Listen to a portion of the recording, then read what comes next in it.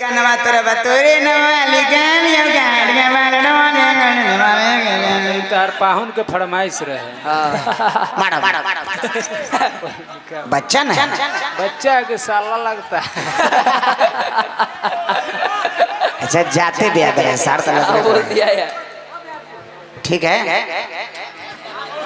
उसको बोलने का ढंग नहीं है तो हम लोग को हम लोथा ब्याह सामने है ना। हरिचंद्र ड्राइवर हमारा के पुरस्कार दिल बनी हार्दिक अभिनंदन बा।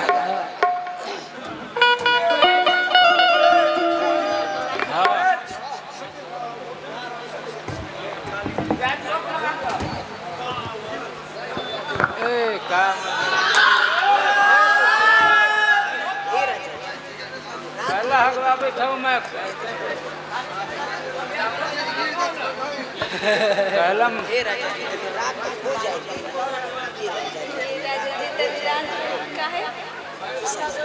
अरे कहलम मैं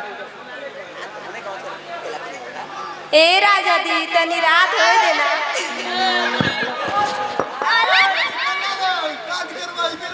ए राजा जी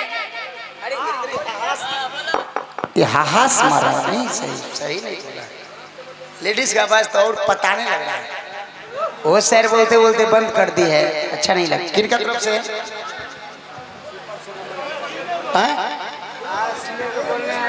सुपर सनम ऑर्केस्ट्रा पटोरी 100 रुपये का पुरस्कार देनी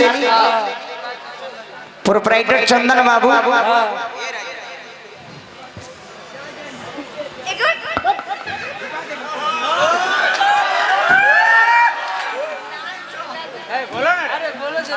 जितना सिखाएंगे उतना बोलो। खाली एक बार बोलो। ए राजा जी बोलो क्या बात है। तनी रात हो जाएगा। अभी ना होगा। अभी काम नहीं होगा। बोलो नहीं होगा। रात कांड नहीं होगा। अभी नहीं हो सकता है। ना अभी ढेर टाइम बा। थोड़ा रात और हो जा। रात होने मौगी कहला कुछ बात हो जाए ना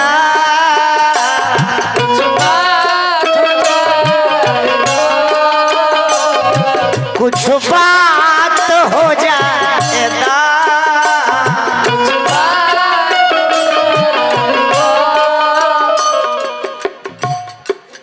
अनमोल मोबाइल दुकान प्रोप्राइटर जितेंद्र बाबू पुरस्कार दिले बाटे। मौगी कहलाई कुछ बात हो जाए दा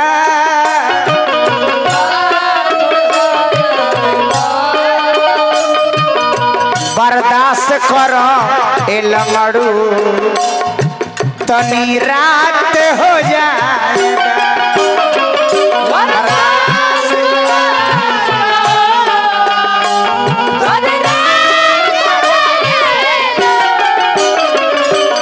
बर्दाश्त करो ए लंगड़ू तनिका रात हो जाएगा।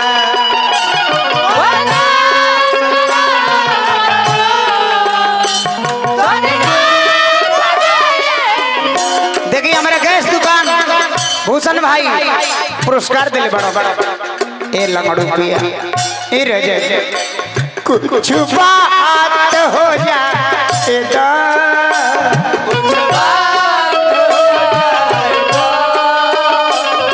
बर्दाश्त करो ए राजा तनी रात हो जाएगा।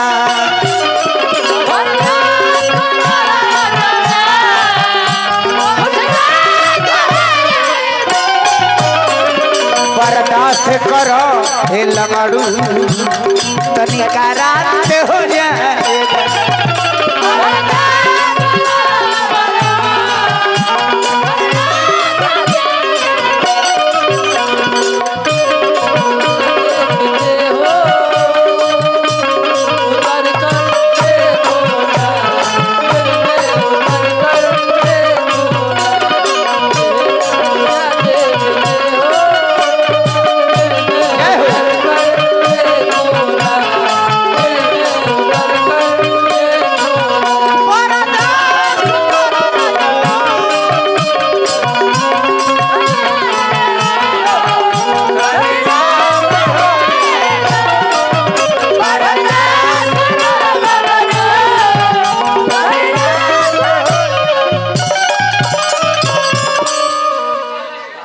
Das DJ sound and tent house स्थान कौआ चौक पुरस्कार दिले बने रौरे खातिर बानी सजले सवरले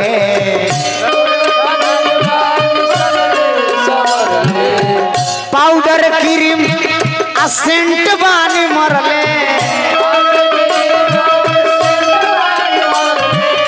तनी रात हो जाती सब रौरे खातिर बा रौरे खातिर बानी रौरे खातिर बानी सजले सवरले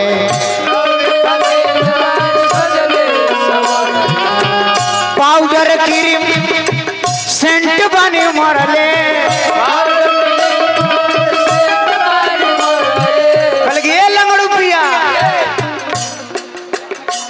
सासु माई के सो जाएगा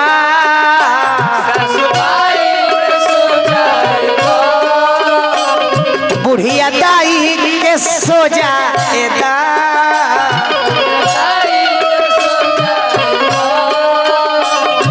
बर्दाश्त करो ए लंगड़ू तनी रात हो जाएगा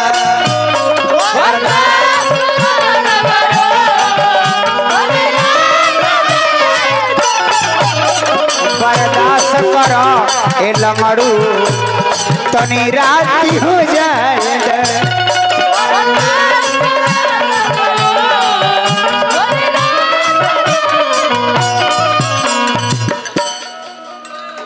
दुनियालाल भैया दुनियालाल पासवान जी चकुदार साहेब पुरस्कार दिले वाली चकुदार से ईमानदार कोनो पुलिस में पद नहीं खे भैया चकुदार से ईमानदार कोनो पदे नहीं खे ना गांव भर दारू बेच चकुदार सब के पियाओ तो हो कोनो दिक्कत नहीं अब 12 बाबू जान जाइए तो मोट मोट खाए के चाहे मोट मोट खाए लेकिन चकुदार भाई सब लोग के साथ देला कहला कि बस खर्चा पानी मिले जेसीबी के ड्राइवर कारू राय आरजेडी के गाना